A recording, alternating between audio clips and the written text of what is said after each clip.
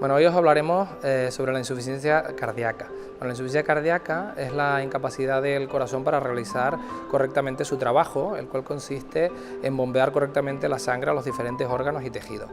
Desde el punto de vista epidemiológico tiene un impacto muy importante, ya que llega a afectar al 2% de la población, es una de las causas más importantes de mortalidad y la causa más frecuente de ingresos en personas mayores de 65 años.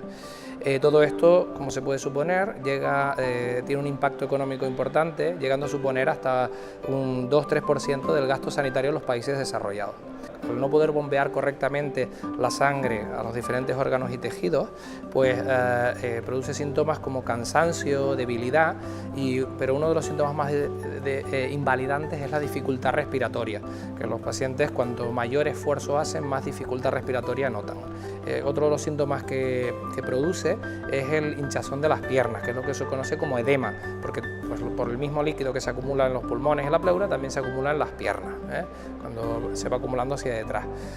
Otro de los síntomas clásicos de la insuficiencia cardíaca es que los pacientes no pueden estar estirados correctamente en la cama y muchas veces te cuentan que ponen 2 o 3 almohadas para poder respirar mejor, o bien si tienen una cama articulada la levantan un poco del cabezal. Entonces, precisamente en cuanto a los tratamientos, el tratamiento que ha demostrado ser más efectivo para aliviar los síntomas de manera muy rápida es el tratamiento diurético, es decir, el tratamiento que le hace orinar al paciente para eliminar todo ese líquido que le sobra.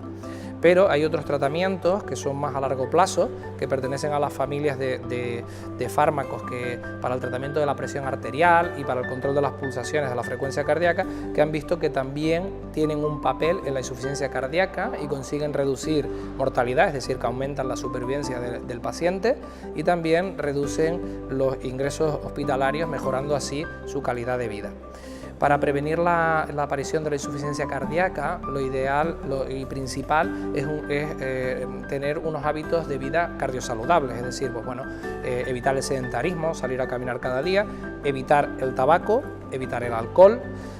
intentar hacer una dieta baja en sal y baja en grasas y un control estricto de los factores de riesgo cardiovascular, como son la hipertensión, la diabetes o el colesterol.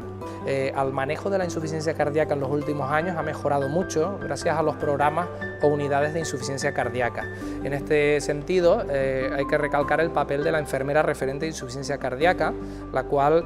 tiene un papel fundamental para mejorar el autocuidado de los enfermos y la adherencia al tratamiento. Algunas de estas medidas de autocuidado consisten en que los pacientes se pesen diariamente, entre otras medidas, pues mirarse la presión arterial cada día, mirarse las pulsaciones y sobre todo pues ser muy estricto en el cumplimiento del tratamiento que le recomienda el médico a cada uno de los pacientes. Y también, sobre todo, controlar los líquidos que ingiere el paciente. En la insuficiencia cardíaca se recomienda no superar los 2 litros en general, contando agua y diferentes líquidos que consumimos en el día a día. Bueno, son muchas cosas las que he comentado sobre la insuficiencia cardíaca, pero al final el mensaje general para los pacientes, para este síndrome o cualquier otro, es que ante cualquier duda pues consulten a su médico de cabecera y obviamente intentar seguir de forma estricta los regímenes de tratamiento que les recomiendan sus médicos.